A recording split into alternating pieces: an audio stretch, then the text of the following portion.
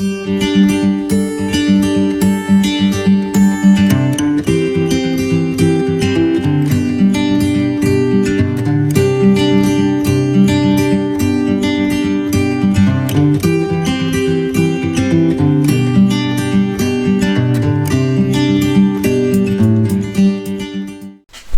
année!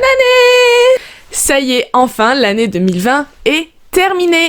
Et je pense qu'on est tous d'accord pour dire que c'était une année assez merdique. Je me rappelle en plus m'être lancée dans cette année 2020 en disant 2020, ce sera mon année.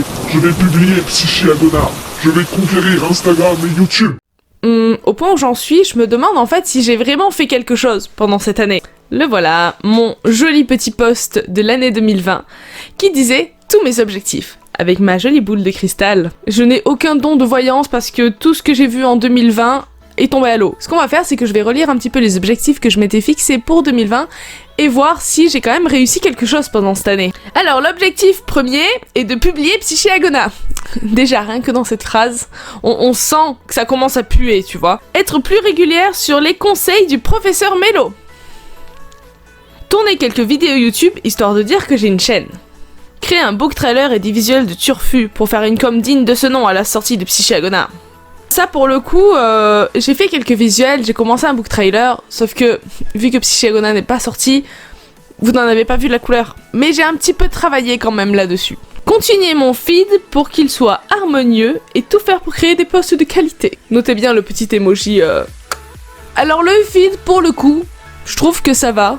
Alors, c'est pas le feed du siècle, mais malgré mes photos hyper hétéroclites, j'ai quand même gardé une harmonie de couleurs.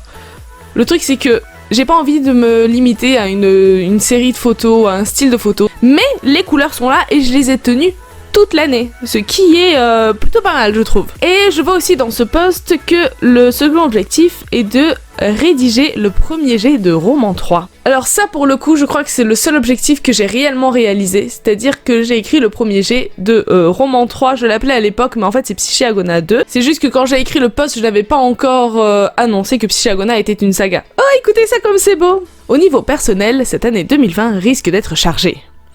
Normalement, c'est l'année où on va déménager dans une autre ville. Donc gros changement en perspective, mais changement positif, donc ça va.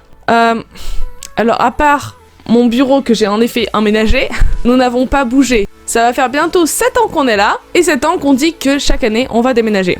Donc je vais arrêter de faire ce genre de promesses, mais on verra bien quand est-ce que ça arrivera. Je pense et j'espère vraiment que cette année 2020 va m'apporter que du positif. Je crois à fond cette année. Donc du coup, en termes d'objectifs, comment vous dire que ça a été un petit peu foiré. Alors ce qu'on va faire, c'est qu'on va retourner un petit peu en arrière pour voir ce que j'ai foutu pendant cette année. Parce que là, concrètement, tout de suite, je ne vois pas. Alors, petit retour en arrière. Janvier. Alors en janvier, je commence un remplacement à la crèche de 35 heures pour, il me semble, 1 ou 2 mois. Et c'est aussi le mois où j'envoie la première bêta lecture de Psyché Agona 1 à mes meilleurs amis. La version tout à fait nulle que je regrette aujourd'hui de leur avoir envoyée. Mais surtout, en janvier, je commence du coup la rédaction de Psyché Agona 2. Et ça, c'est plutôt une bonne chose. Février. On m'annonce que mon contrat à la crèche de 35 heures se prolonge jusqu'en mai.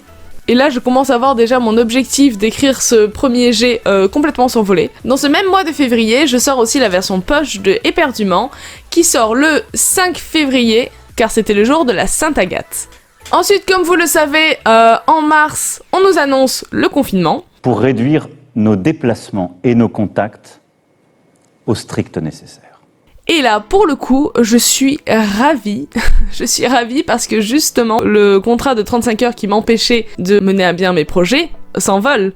Et je me retrouve avec des semaines de libre devant moi pour pouvoir en fait avancer à fond le premier jet de Psyché Agona 2.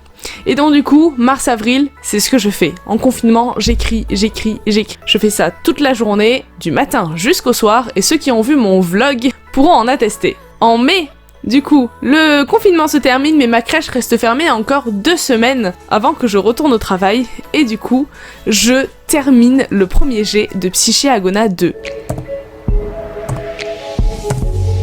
J'ai terminé mon premier jet. Et là, je me rends compte qu'en fait, j'ai écrit 146 000 mots en seulement 5 mois. Et je crois que c'est la première fois de ma vie que j'ai écrit un roman aussi rapidement, et je pense que ce sera la dernière fois. Fin mai, je reprends le travail, sauf que la fille que je devais remplacer en 35 heures jusqu'en mai est revenue, et je prends mon contrat de 2 jours par semaine, ce qui est parfait pour moi, parce que ça me permet d'avoir un vrai équilibre entre mon travail en crèche d'animatrice petite enfance et mon travail d'écrivain. En juin, après une petite relecture rapide du premier jet de mon tome 2, je le mets de côté pour me reconcentrer sur le 1. Et c'est là que je me rends compte que je dois le réécrire en entier. Mais quand je vous dis le réécrire en entier, c'est que j'ai ouvert un fichier Word vierge et j'ai recommencé à écrire. Alors, certes, il y a des scènes que j'ai copiées-collées qui existaient déjà, mais la majorité ont été réécrites entièrement ou sont totalement inédites. Alors, juin, juillet, août, octobre, je travaille d'arrache-pied sur cette réécriture.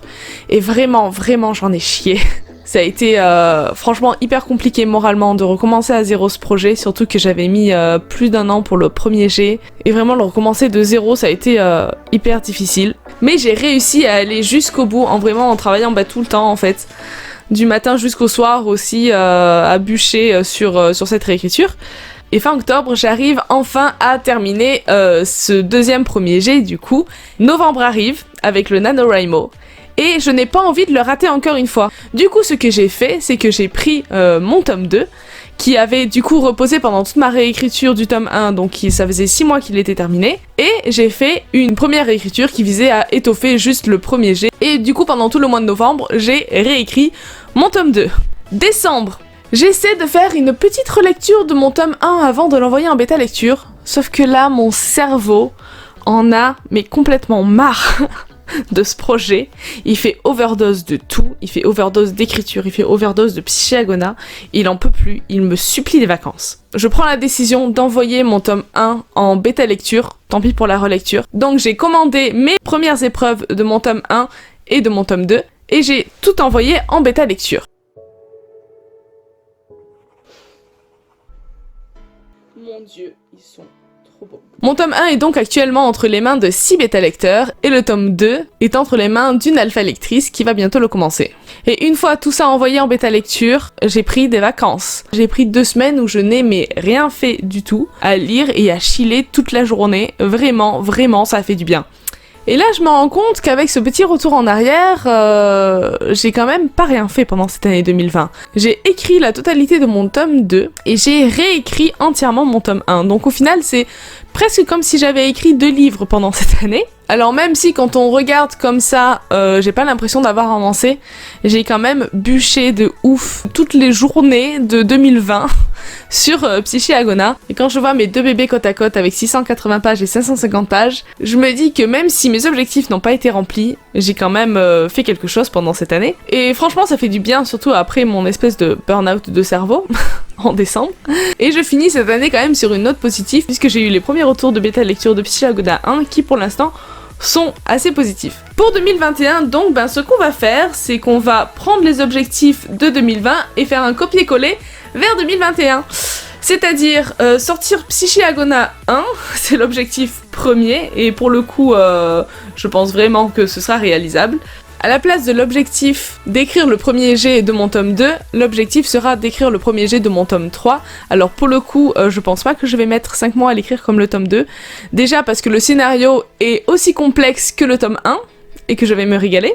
Et en plus parce que le tome 2, j'ai vraiment bûché dessus parce qu'on était confinés, que je travaillais pas, que j'avais que ça à faire. Alors à moins qu'on soit encore confinés pendant 6 mois, voire toute l'année, je ne pense pas terminer ce premier jet aussi rapidement. J'espère vraiment pouvoir le faire avant de fin 2021, mais pour le coup je suis pas vraiment sûre de moi. Du coup l'objectif, ce ne sera pas d'écrire le premier jet de mon tome 3, mais plutôt de avancer le premier jet de mon tome 3. En ce qui concerne les vidéos YouTube, comme je vous l'ai déjà dit, je vais essayer de tenir un rythme de publication, histoire de tenir cette chaîne YouTube active.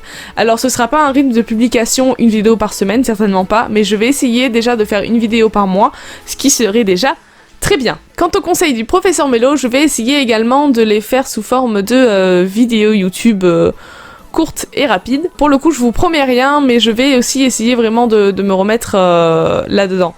Et C'est tout, je n'ai pas d'autres objectifs parce qu'à force de mettre des objectifs, je ne les atteins pas. Alors je sais que je devrais pas dire ça vu que j'ai dit exactement la même chose pour 2020, mais je sens que 2021 va être une bonne année. Sinon, j'espère que vous avez passé de bonnes fêtes et je vous souhaite à tous une très bonne année 2021. Je vous souhaite la santé, la réussite et la motivation pour réaliser tous vos projets. Je vous embrasse et je vous aime. Mouah.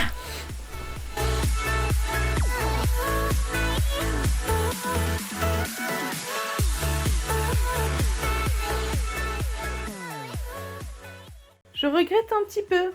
Vous me croyez si je vous dis que mon aspirateur est en panne et que je vais devoir ramasser tout ça au balai?